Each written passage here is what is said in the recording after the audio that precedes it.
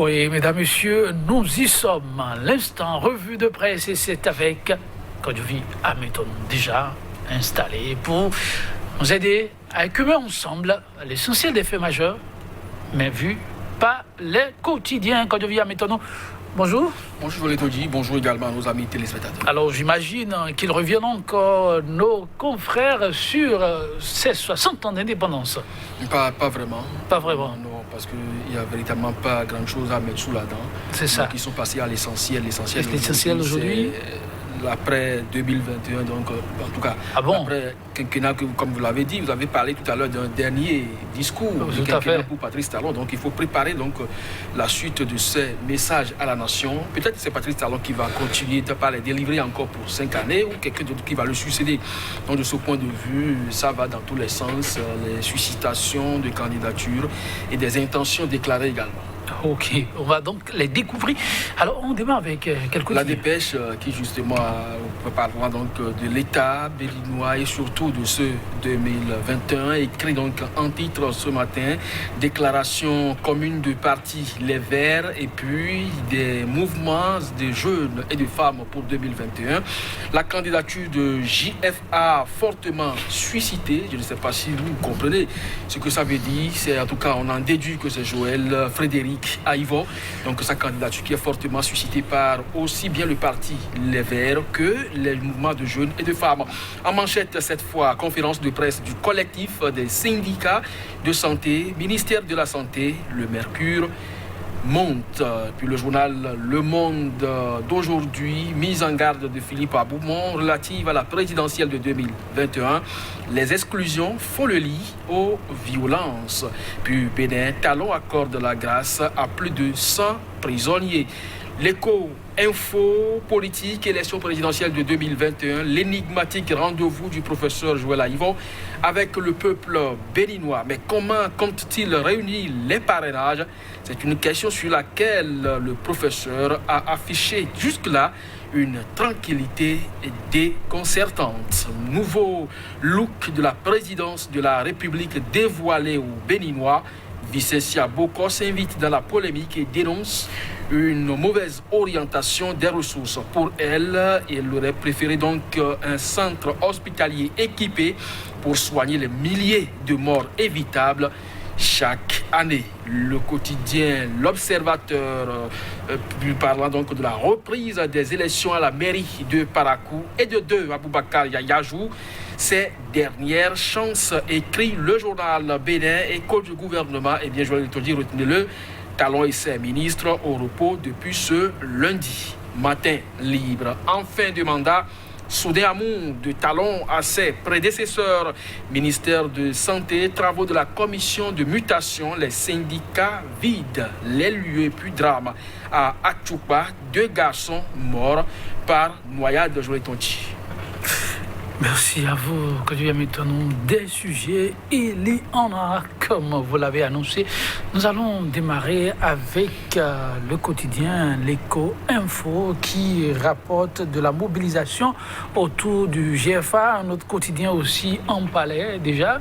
Oui, je crois que c'est le journal La Dépêche qui a évoqué donc cette mobilisation aussi bien des jeunes que des femmes et surtout d'un parti politique dénommé Les Verts qui pense que la personne la mieux indiquée aujourd'hui pour éventuellement succéder à Patrice Talon à la tête du Bénin, c'est bien sûr JFA, donc Joël Frédéric Aïvo, pour être plus précis donc dans la définition du sigle. Alors, et ça ne fait plus d'aucun doute, ça fait un moment que ce nom a été agité depuis quelques jours et si l'intéressé aussi n'est pas monté au créneau jusque-là pour décliner l'offre, ça voudra simplement dire qu'il est effectivement partant.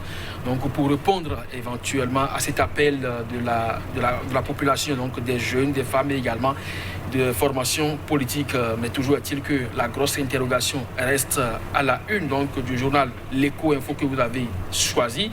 L'énigmatique rendez-vous donc, du professeur Joël Aïvo avec le peuple béninois. Comment compte-t-il réunir les parrainages? Parce que, rappelez-vous, ça fait partie également des conditions aujourd'hui pour pouvoir donc valider sa candidature pour l'élection présidentielle en République du Bénin. Mais Est-ce que dans les jours et mois à venir, le chef de l'État ou le Parlement va s'auto-saisir donc pour revenir donc sur ce pan le code électoral qui continue donc de diviser les acteurs politiques? C'est une interrogation. On attend donc de voir.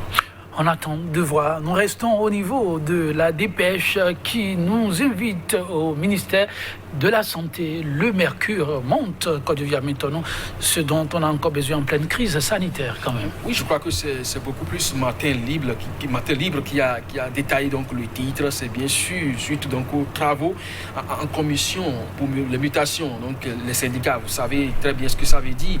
C'est bien sûr la défense des intérêts donc des travailleurs de leur corps. Et donc, quand c'est le ministère de la Santé qu'il s'agit, eh bien, ces syndicats sont là pour veiller aussi, bien sûr, leurs conditions de travail, mais également les mouvements. Alors, lorsqu'on va peut-être muter au centre ou pratiquement dans la partie septentrionale du pays, un responsable syndical, vous savez, ça va davantage fragiliser donc ces mouvements qui défendent les travailleurs, puisque l'autorité, je ne sais pas propre ou spécifique au Bénin, aucun gouvernement, aucun régime ne souhaite quand même que les syndicats soient organisés pour perturber donc sa tranquillité. Donc peut-être que c'est ça qui a fait monter le mercure au niveau donc de ce ministère, un peu comme le rappelle ici donc le journal La Dépêche, mais de toutes les façons le gouvernement béninois l'a bien clarifié, c'est 10 jours de grève par an. Donc de ce point de vue, que le syndicat soit organisé ou pas, je crois que l'action syndicale est déjà muselée il y a très longtemps. Il y a très longtemps, pour parler politique à présent, quand je viens maintenant, Le Monde aujourd'hui qui donne la parole aux citoyens à Beaumont qui appellent à ce que l'on aille vers la politique de la main tendue, pas d'exclusion qui doit encore durer longtemps, autrement ça fait le lire, dit-il, au pire. Oui, aux violences. Rappelez-vous, déjà hier, on évoquait Nathanaël Coty qui disait qu'on aurait pu éviter certains égarements. Aujourd'hui, entre autres égarements, on peut parler donc de l'exclusion. On aurait quand même pu laisser toutes les formations politiques participer aux élections législatives d'avril 2019, qu'on n'encontrerait pas de morts aussi bien à Cotonou qu'à Tchaourou et Savais. Et on pouvait également faire partie de toutes les formations politiques à ces élections communales, qu'on n'en serait pas aujourd'hui à se demander comment Joël Aïvo pourrait mobiliser donc le parrainage, parce que après tout, chacun, que l'on soit mouvancier ou opposant, à l'heure où nous sommes en train de parler, chacun milite quand même pour le bien-être du peuple. Et si c'est le cas, on doit pouvoir laisser donc tout le monde compétir. Donc je crois que oui, Aboumon Philippe, il fait partie donc de ces anciens du régime défunt. Il a milité, il a participé à la gestion de la chose publique également. Et s'il pense aujourd'hui que l'exclusion fera donc le lit à la violence, je crois que cela donc doit être pris au sérieux. Et celui qui est à la tête du Bénin aujourd'hui n'est pas sans le savoir. Et nous ne sommes donc pas là pour lui donner donc les directives à suivre. Il sait comment faire pour entretenir toujours la maison, parce qu'il est venu donc constater qu'il y a la paix, la tranquillité. Et il a toujours dit aussi qu'en montant, j'aurais bien voulu que les élections soient également les moments festifs, comme ça a été donc la caractéristique de la République. Il ne serait donc pas conduit donc le peuple à la violence. On l'espère, on croise les doigts pour que Douya Mitonou et dans cette démarche de pacification, Matin Libre rapporte le clin d'œil de Patrice Talon à ses prédécesseurs. Oui, je crois que cela fera quand même l'objet de votre discussion peut-être tout à l'heure, mais ça a surpris effectivement tous les Béninois quand donc à l'entame, après avoir rendu hommage au père fondateur en tout cas de la liberté que nous avons acquise en son temps, il y a 60 ans, et il est allé donc saluer ces anciens présidents, en tout cas ceux-là qu'il a succédés, qui sont encore en vie, notamment le président Mathieu Yaïboni, du moins c'est fort Dieu donner Soglo. Ça ne suffit plus d'eux parce qu'on sait très bien que les fêtes de l'indépendance, la plupart du temps, tous les anciens présidents, jusqu'en tout cas au temps de Boni Yaï, ont été invités. Et c'est fréquent et récurrent. Yaïboni qui débarquait presque à tout moment au domicile du défunt président général Mathieu Kérékou. Mais est-ce que depuis qu'il est là, le président Patrice Talon a rendu des visites d'amitié à Boni Yaï et au président Nisséfort Dieu donné Soglo à leur domicile? C'est une interrogation. En tout cas, pour ma part, je n'ai pas souvenance. Et On sait combien de fois ils sont également invités à participer donc aux festivités de l'indépendance, si ce n'est dans la sobriété tout dernièrement où il n'y a pas eu donc de défilé militaire et civil. Donc de ce point de vue, je crois que effectivement, oui, ça vaut la peine qu'on en fasse vraiment un grand titre à Mossoudé donc pour ses prédécesseurs. Vivement que cela puisse vraiment se traduire en actes et qu'on apprenne que le chef de l'État, Patrice Talon, s'est déplacé donc au domicile du président Boni Yayi ou de l'ICFOR Soglo pour les civilités et également recueillir leur avis sur les quelques mois qui lui restent à se faire porter en triomphe à la fin de son mandat. Juste une minute, on va se séparer. Quand je viens maintenant, vous permettez, on ira sur ce sujet de société qui est quand même aussi inquiète. Le mois de juillet s'est achevé avec des cas de noyade. On entame août avec encore des cas de noyade et même des cas de suicide.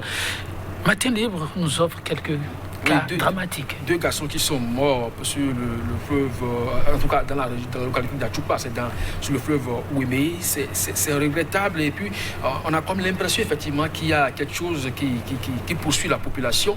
Il y a seulement dans la région de Djougou, la commune de Djougou, il y a une dame, pour des points de vue divergents avec son époux, a plongé 3 de ses enfants, sinon les 3 qu'elle dispose avec ce monsieur-là, dans un cours d'eau et donc les enfants ont succombé, ils sont donc enterrés et la maman remise aux mains des forces de sécurité. Je crois que ça doit pouvoir préoccuper les autorités au plus haut niveau. Si la société est atteinte à ce niveau, on doit pouvoir trouver les voies et moyens pour penser cette plaie sociale-là.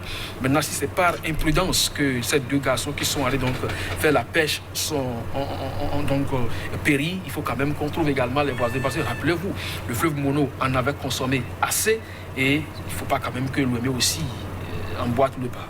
Merci à vous, quand je viens maintenant. Mesdames, Messieurs, on se retrouve demain pour d'autres faits à découvrir avec les quotidiens. Au revoir.